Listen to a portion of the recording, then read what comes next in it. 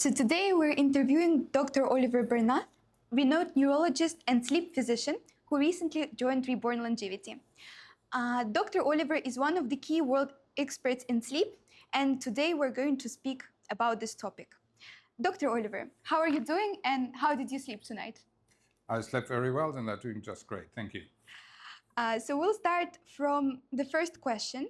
So we spend about a third of our lives asleep. Why does sleep matter so much for how well and how long we live? Absolutely right. If you spend a third of our lives asleep, it better be something important. Otherwise, it would be a huge waste of time, wouldn't it? So all recreative processes, healing, growth, everything happens in sleep. For example, children only grow in sleep. All our growth hormones are secreted in sleep. So many bodily functions happen in sleep, also immune system regulation. But above all, sleep is a time where the brain sorts itself out, so to speak, how it self-programs its functions, how memory is consolidated, how experiences of the day lead to learnings for the future, and how we basically keep our brain intact. That's the biggest part. Other things in sleep are allowed to happen since we are asleep as well, but ultimately it's a brain function.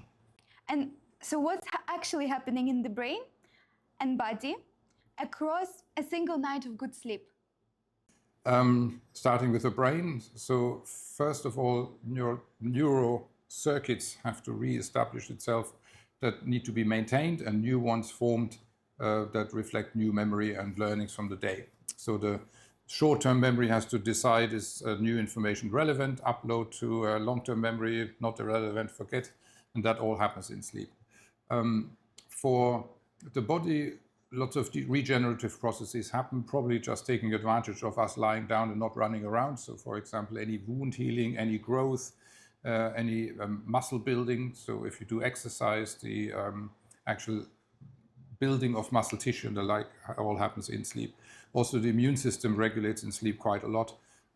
So again, lots of the regenerative processes happen in sleep. That's really interesting. Dr. Oliver, people try to fix the number of hours of sleep, and they find it really important. Is this really about the quantity or quality? And if so, what does quality sleep really mean? So it seems that a healthy human sleeps between 7 and 9 hours. 9 hours is probably not what many people get, even if they try it, but I guess the average is between 7 and 8 hours. One can get away with less, but not for a long time, and it's not particularly great. So if you measure performance on pretty much anything you want, be it cognitive performance, being athletic performance or something, everything drops fairly quickly if you have a night of less than 7 hours sleep in most people. There are a few that get away with less sleep healthily, but that's actually pretty rare. So the Gaussian distribution of how much sleep you need is pretty narrow, around 7 to 8 hours. As I said, few get away with less. Sometimes people need more. Now, the quality of sleep, some people get obsessed with do they get enough REM sleep or enough deep sleep and so on with various tracking devices. The brain will figure it out how much it needs, so we should probably let it do its job and not interfere too much.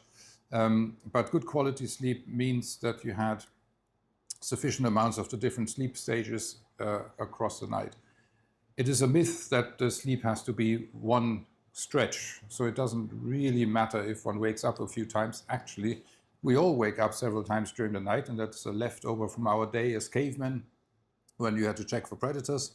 So we sleep in sleep cycles. 1 to 2 hours is a package of sleep that contains slow wave sleeps, lighter sleeps, REM sleep. Then we wake up, check for predators basically, and then get back to sleeping on. Even people that say that they sleep through the night without ever waking up, when we have them in the sleep lab with electrodes on their head and I can measure the EEG, I can see they also wake up. It is only that beyond the age of 40, the awakenings start becoming a little bit longer so that we start remembering some of the awakenings. Most of them we still don't. And then as we get older, this becomes a bit more. So if it's a person that's in his 50s or 60s and the ambition is to sleep, head on the pillow, fall asleep, nothing until the next morning, that becomes an unrealistic expectation. It's not required for a good night's sleep necessarily. The acid test, of course, is how do you feel the next day. If you feel refreshed in the morning and you function well during the rest of the day without getting too drowsy, then you probably had enough sleep. Dr. Oliver, that's very interesting. Could you explain a little bit more for our listeners? What's the difference between REM sleep? What is REM sleep? And the difference between REM sleep and deep sleep? And also, what is that makes us lose so much deep sleep as we age? Okay, so we have got in principle lighter sleep, deep sleep, and REM sleep in principle. By the way, lighter sleep is no less important than the other sleep stages, only means lighter sleep, it's easier to wake somebody up. And most of our night actually is spent in lighter sleep, about half of it, slightly more sometimes. And then a quarter about REM sleep and roughly a quarter deep sleep. REM sleep is named after rapid eye movement sleep. So under the closed eyes, the eyes jerk sideways fairly quickly in REM sleep. That's our phase where we have active dreams that are movie-like and we have lots of imagery. They may be bizarre and illogical and all strange, but at least one can tell a story of a dream. In other sleep stages like deep sleep, we also dream, but typically the dreams are much less formed. It's more like a sensation of something. For example, if one feels threatened, there's a monster in the room, but you can't really specify it any further. That would be a deep sleep dream most of the time. Usually we don't wake up out of deep sleep directly, hence we don't remember the dream in the next morning. So most of the dreams that we do remember come from the last REM sleep phase before waking up. We dream for most of the night. So the different functions, so in all of the sleep phases have to a large extent to do with memory consolidation and neural network forming, so to speak. It seems that in REM sleep, and that's a theory still under works, whether that's how can it be proven, that in REM sleep, elements of existing memories are combined in new ways, almost like a playground to experiment whether if we put this and that together, is there anything helpful coming out of it to be fitter for the reaction in the future. So that's why sometimes famous innovation and discoveries happened in sleep.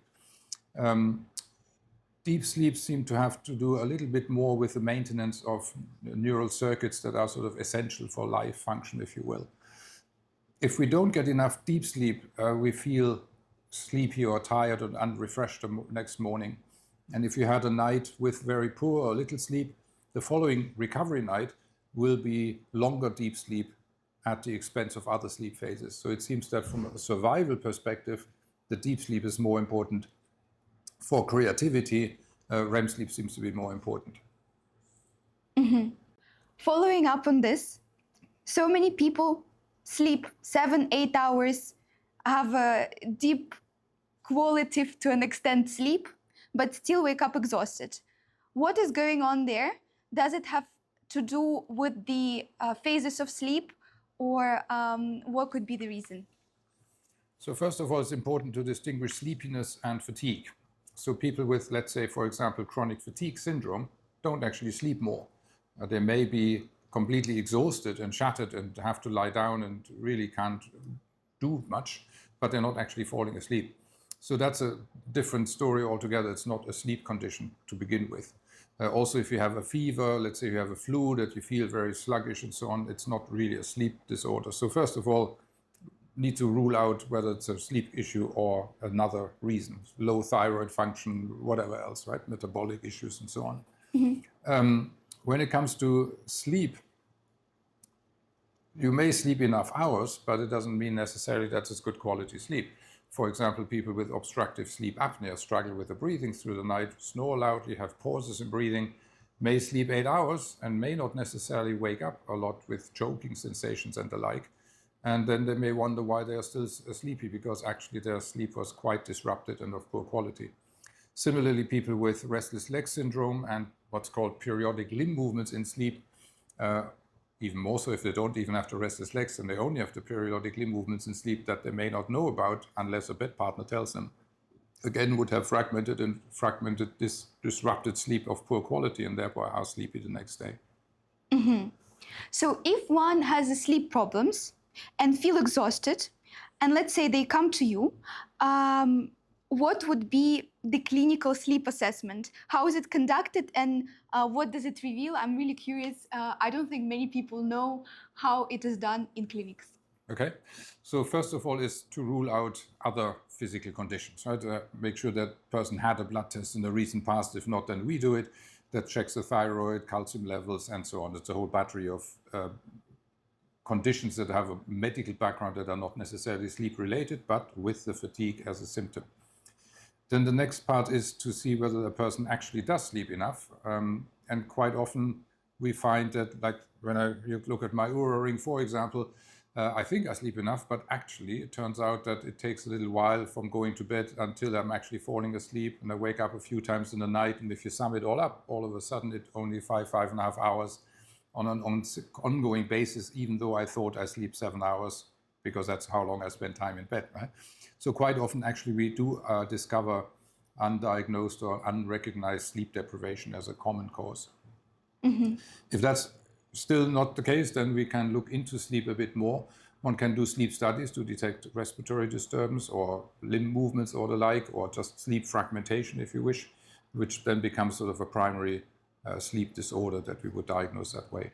And then there are people that have disorders of hypersomnolence, like narcolepsy or idiopathic hypersomnia, that are quite specific sleep disorders that we would pick up that way too. That's really interesting.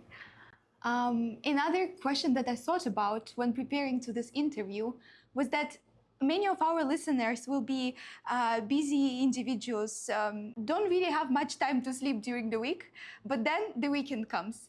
Do you think it's a good idea to catch up on the lost sleep on the weekend? Because I feel like that's what a lot of people do, but is this something that is helpful from the point of view of sleep? Modestly. So it's obviously better than being even more sleep deprived and having little sleep on the weekends too. That's true. But you don't really quite make up for it neither. So firstly, we don't usually sleep enough hours just from a mathematics point of view to really catch up with that amount of sleep. And secondly, the biology doesn't work that way. So we do recover a little bit, but we don't recover the full amount of sleep that of the week before. Also, people have to recognize that they actually shortchange themselves, because if they only sleep, let's say, 5 hours during the week, their performance on the weekdays is actually impaired. So they do worse in the daytime. So they would do better at their work or whatever they do if they had adequate sleep. Their performance quality of their work would just be better, on top of that being better for health. So rather than thinking that I work hard during the week with less sleep and then I relax in the weekend a bit more, it's actually shortchanging your own performance. So it's not a good recipe anyway. On top of that, recovery doesn't really catch up fully. In that case, what's your opinion on short naps during the day? Because I've heard from many resources that this is something that is not really helpful for your sleep. However, when you look at kids or older people, this is something that happens naturally, I think. People nap. How would it impact an adult, let's say?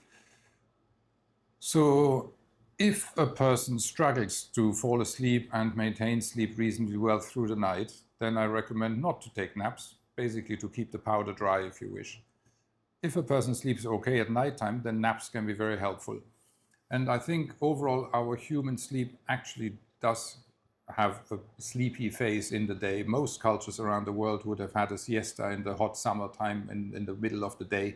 And we have our after lunch drowsiness, which actually doesn't really depend all that much on the eating. It's much more the time of the day. So even without a lunch, you still get an early afternoon, 2 o'clock or so dip in alertness. So that seems normal. It just seems that in cultures before the invention of electrical light, in England in the winter, it would have been far too precious to waste daylight on having a nap in the middle of the day. But that seems to be a bit more of an adaptation to our natural environment at the time. So I think naps can be very helpful during the daytime, unless you have a sleep problem at night. If you take a nap, however, I recommend either to have a short nap, less than half an hour, or up to half an hour, or if then a longer nap. What you want to avoid is sort of the 40 minutes nap, roughly speaking, when you fall into a deep sleep phase and then wake up out of the deep sleep, because that makes people feel sluggish. So either you avoid getting into a deep sleep phase altogether by keeping the nap short, or you allow yourself a very long nap, in which case you would have a complete sleep cycle with a slow wave sleep phase in the middle. So either the two are fine. But yes, generally, I think naps are helpful if you can accommodate them in the day. They certainly can be refreshing. Based on your years of research and expertise in sleep, what would be an ideal routine for one to maintain a good quality sleep? What's the perfect conditions for it? Okay, so there's the general sleep hygiene. So good things that the room has to be dark, quiet, peaceful, cool, because our body temperature drops at nighttime. Currently with the heat wave, probably something challenging to do, but anyway, keeping that down. But beyond that, the most important part is to keep the body clock regular or steady. And the number one part is to get up at the same time every morning, followed by bright light exposure. That's what sets our body clock every day in motion. The bedtime, once you go to bed, that's more or less a consequence of once you get up. So many people try to regulate their sleep by getting to bed at the same time, but then find it sometimes difficult. They can't fall asleep because they might have slept in the night before and so on. So if you want to regulate your 24-hour clock, the get up out of bedtime with bright light exposure is the key to keep it steady. Thank you, Dr. Oliver. And my final question would be, what can we do here at Reborne to optimize the sleep of our clients? So the whole point of Reborn is that we don't focus on one thing only and that's it. So the whole thing fits together. For example, if somebody comes and the dominant symptom is that they're sleepy during the daytime, then of course our colleagues from the metabolic area can check again on nutrition, on the thyroid functions and all the rest of it. So that's one of the strengths that we have a comprehensive package because, surprise, surprise, sleep is not an isolated thing, but part of our whole being. And quite often it may be also emotional things. So it might be a psychological issue that needs to be addressed more than anything else. And again, so that's what we focus on here. Also, that's the whole point of Reborn. It's not reactive to somebody comes with an illness. Yes, of course, we take care of that as well, but we then have the vision as to what do we do for the future. Prevent illness from coming along, either detecting it early and preventing further deterioration or primary prevention in the first place, so that we ideally bring somebody from a potentially ill background into better health and then maintain it at that, or a person still is well and prevents getting ill in the first place. So the approach as to what we achieve here is a bit different than a clinic that responds to somebody ill arriving. We try to get them as well as possible and then discharge again, so to speak. So the whole focus is different. Thereby, the treatment of sleep is also not just focused on fixing the obstructive sleep apnea, whatever it may be, but also in the long run. Then, for example, again, the sleep apnea, how would we get the person off the CPAP machine again? How does that feed into longer-term brain health to reduce the risk of developing dementia years later and so on? So it has a much more longitudinal focus on over a person's lifespan rather than a short intervention. Thank you, Dr. Oliver. It was a pleasure to talk to you. And if our listeners have any more questions to you, please leave them in the comments and we'll respond to them in our following videos.